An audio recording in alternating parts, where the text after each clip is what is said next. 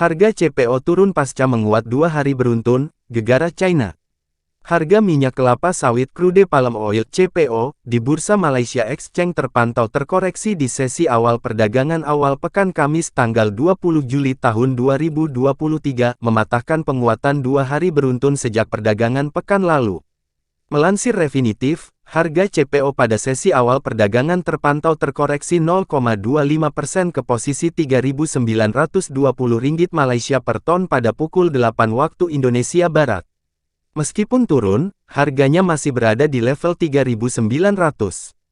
Pada perdagangan awal pekan, Kamis tanggal 20 Juli tahun 2023, harga CPO berakhir menguat 1,26% ke posisi Rp3.930 Malaysia per ton. Dengan ini secara bulanan harga CPO tercatat mengalami penguatan 3,72%, namun secara tahunan masih mengalami koreksi mencapai 5,85%.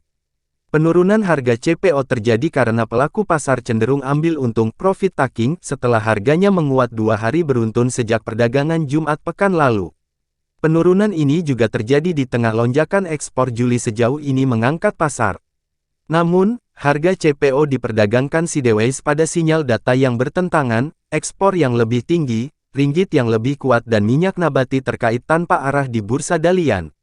Ini diungkapkan oleh Satya Varka, salah satu pendiri palm oil analitik yang berbasis di Singapura. Untuk diketahui, berdasarkan data perusahaan inspeksi independen Amspek Agri Malaysia, ekspor produk minyak sawit Malaysia untuk 1-15 Juli naik 16,7% dari minggu yang sama pada Juni, sementara berdasarkan data surveyor Cargo Intertek Testing Services lainnya mengatakan ekspor naik 19,3%. Indonesia tidak memiliki rencana untuk mengubah peraturan yang mewajibkan eksportir minyak sawit menjual sebagian dari produksi mereka ke pasar domestik, kata seorang pejabat senior pada hari Senin, saat negara tersebut bersiap untuk implementasi penuh program B35 secara nasional. Malaysia telah mempertahankan pajak ekspor Agustus untuk minyak sawit mentah sebesar 8% dan menaikkan harga acuannya, sebuah surat edaran di situs Dewan Minyak Sawit Malaysia menunjukkan pada hari Jumat.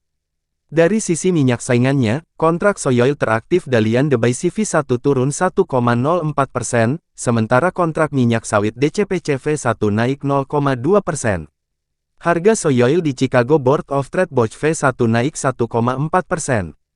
Minyak kelapa sawit dipengaruhi oleh pergerakan harga minyak terkait karena mereka bersaing untuk mendapat bagian di pasar minyak nabati global. Di sisi lain, kekhawatiran juga datang dari ekonomi China. Wajar saja, data indikator ekonomi yang sudah rilis tak satu pun membahagiakan. China merupakan konsumen CPO dunia terbesar setelah India.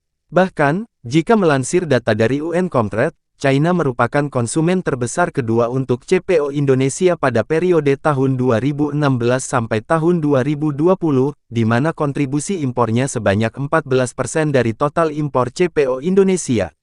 Maka dari itu, jeleknya ekonomi China membawa angin negatif tentunya terhadap permintaan CPO dari dalam negeri.